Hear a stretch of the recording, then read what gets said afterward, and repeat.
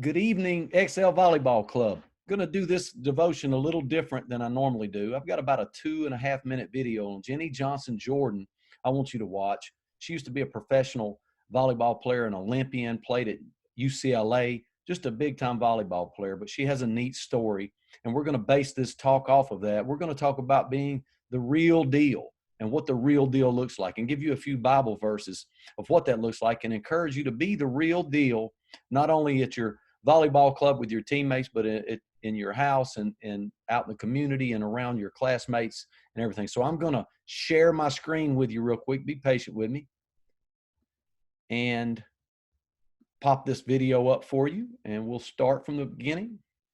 Okay, so walk us through that a little bit. I mean, as you're kind of finding that, 'cause I think that's so important. We grow up, I have a similar story, but we kind of grow up and we need to own that, and we need to identify that our own personal relationship with Jesus. What are, just if you can remember, kind of what were some of those things that happened along the way? Was it something? I mean, and you trying to really find a way to own your faith, and especially inside being a successful athlete? Yeah, I mean, I think for me, it was definitely not just one thing, but I think a lot of times in testimonies, you'll hear like about some kind of a crisis maybe that happened. But for me, it was actually quite the opposite. I came to UCLA and things were really good. Things were great with my sport, my social life. I love my friends. I met my husband at UCLA, and school was going great. But I had these teammates who were believers, who were Christians, and to me, they stood out. And there was something different about them, honestly. And it made me kind of look inward and go, what do I believe about God? What is my relationship to Jesus? I say I'm a Christian, but do I really know what that means? Yeah. And, I really had not made that connection for myself yet. And so being around those teammates, also having people on campus who were serving with campus ministries there, who came alongside me, really helped me to take those steps towards my own faith and owning it for myself. And the end of my freshman year was when I prayed to receive Christ. Very cool. So now these were older girls on your team? Yes, they were 2 or 3 years older. And I just remember them, they would go so hard in practice. and they would go on runs for fun. And I'm like, that does not sound like fun. But they just were really sold out, not only in their faith, but in their sport. I mean, they were the hardest workers by far. And they weren't necessarily the best players, but that stood out to me. That's cool. Yeah. And that's really, trying to own your faith in a sport where you're competitive, and obviously a collegiate level like that there can be a balance there. And sometimes I really think with our Playing for Eternity challenge, we need to find a way to connect those two things. Yeah. And that's really cool to hear that the impact that someone can have, not the best player, that someone is having an impact on someone like you and able to own your faith, and then you go on to be successful and living out that faith through your professional career. I think that's really cool.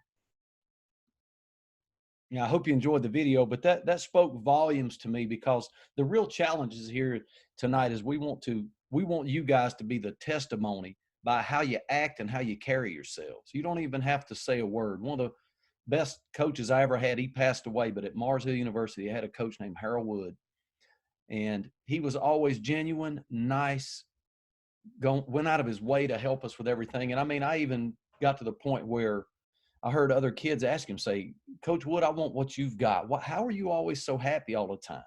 And he would then share his testimony and his faith with them. So many people came to the Lord through Coach Wood, just simply how he carried himself and how he acted all the time.